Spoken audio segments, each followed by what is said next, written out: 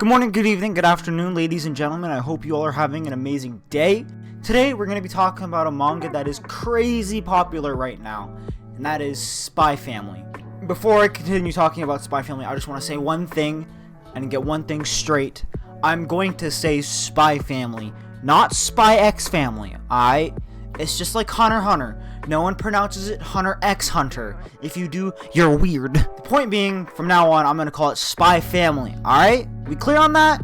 Cool. Spy Family is my favorite ongoing shonen right now. If you all have seen my last video, which you should have, I would be very disappointed if you haven't already. Y'all know how I feel about Chainsaw Man, but I am enjoying Spy Family the most right now. Spy Family isn't a manga you can really spoil, but if you do want to go into this manga completely blind, then obviously go read Spy Family first before you watch this video. Obviously, by me making this video, I recommend it, so you should 100% give it a shot.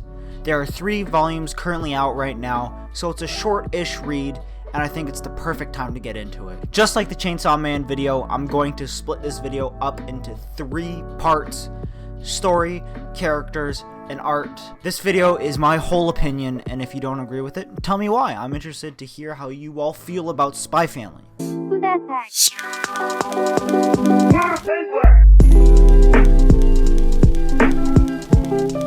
For those who haven't heard of Spy Family or haven't read it yet, I'll give you the basic plot for the manga so you can get a taste of what this amazing manga is about.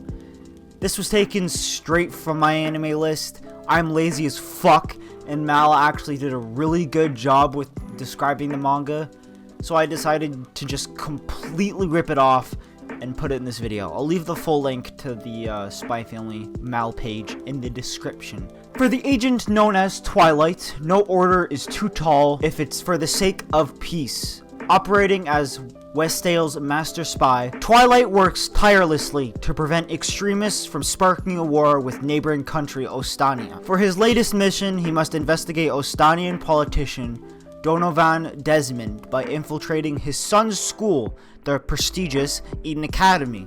Thus, the agent faces the most difficult task of his career: get married, have a child, and play family. Twilight, or Lloyd Foreigner, quickly adopts the unassuming orphan Anya to play the role of a 6-year-old daughter and prospective Eden Academy student.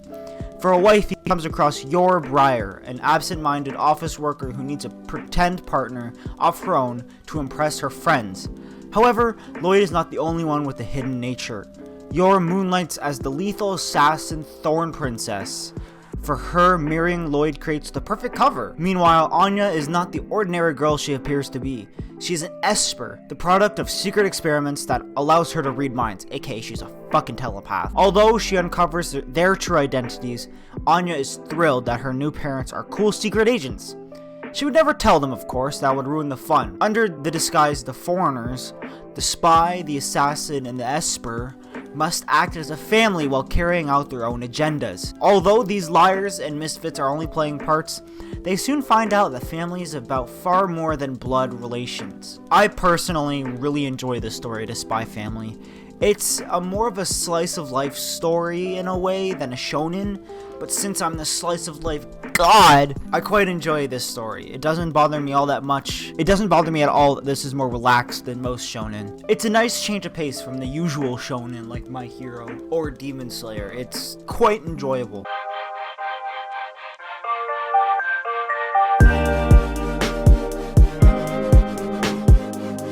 Lloyd is the main character in Spy Family and the first character you get to meet. He's had a god-awful childhood. He was a war orphan, but because he has experienced such horrible things, that determination to make the world a better place for kids is what makes him such a good spy. Since he is a spy, he has a hard time expressing his emotions, but the more the manga continues, the more and more you get to see him open up to his quote-unquote family, which is super wholesome. His character design is kinda basic in a way. I really like his suit and tie. He's very classy, which is nice. His casual clothing is a nice change up from his usual suit and tie. I really like the close-ups. He always looks so stern, and pissed off, but I feel like that just adds to his character even more and makes him just that little bit more unique. I've been paying more attention to anime and manga fashion for some reason, and I really like the fashion used in Spy Family. It works really well with the 1960s European setting. Yor is super cute. Her long black hair, her kind and straightforward nature makes her so much more cuter. She's kind of messed up in the head, but that's what you would expect from someone who's been assassinating people for years. She's not crazy or anything like Power from Chainsaw Man, but her way of thinking is kinda skewed. She's very reserved, she keeps a lot of things to herself. Obviously, with the kind of job Yor has, you kinda have to. Yor can fuck some shit up, which is nice. Not depending on others to do the dirty work for her is a nice switch up from most female manga characters. Yor trying to be a motherly figure to Anya and standing up for her family is super wholesome. I feel like that's what adds another specific spice to Spy Family, and it's quite nice. Yor's character design is super clean. Her everyday clothing is super simplistic. Her assassin dress is super sleek. I love the red inside her dress. The way she does her hair is super cute, and her red eyes are adorable. It makes her character, like I said, that much more unique. Anya is by far the best character out of Spy Family. Don't get me wrong, Lloyd and Yor are amazing, and I love them both to death.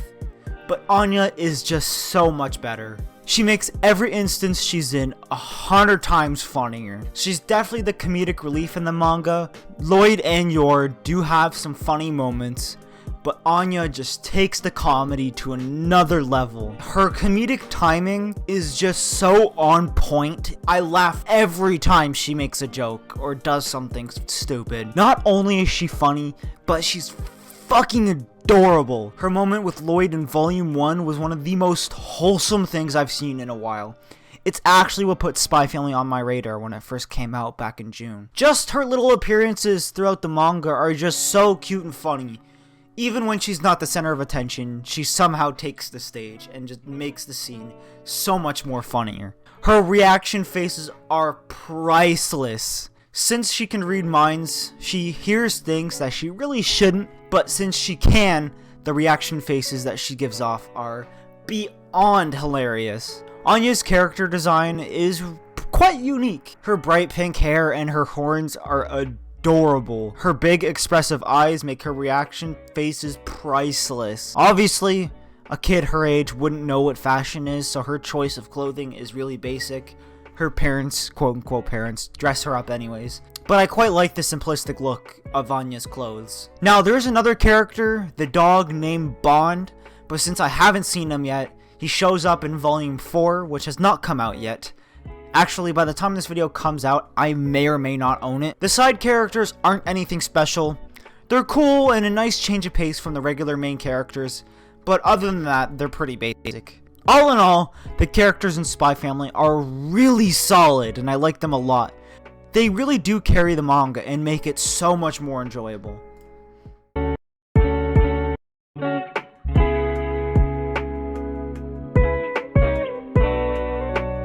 The art is really solid. It's super clean and you can easily tell what's going on without having to think about it too hard. The fight scenes are fast and fun to read while being super clean and easy to understand. There's nothing special about the art specifically compared to manga like Black Torch or My Hero or Demon Slayer. It is quite basic, but I'm not saying it's bad. It's average in a very good way, and I mean that in the best way possible. The atmosphere and setting are amazing. It's the only manga that I know of that has a 1960s European vibe to it, and I love it.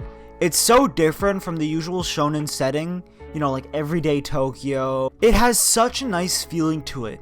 It feels very grounded, which is something that I really like. For those who don't know, I really enjoy grounded anime and manga like Spy Family and Chainsaw Man. You feel so connected to it. It makes the manga so much more fun to read. The environment is amazing. It's what you expect to see from the story based in the 60s. People dressed in suits and dresses, the old cars driving about, and the whole feeling of the environment is just so well done. The 60s setting is what really made me get into this manga. Like I said, there is no other manga out there that does this setting better than Spy Family that I have read.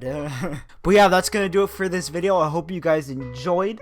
It may not have been that long, but I hope you guys got a little tidbit of how I feel about Spy Family, and hopefully you will pick up Spy Family too if you haven't already.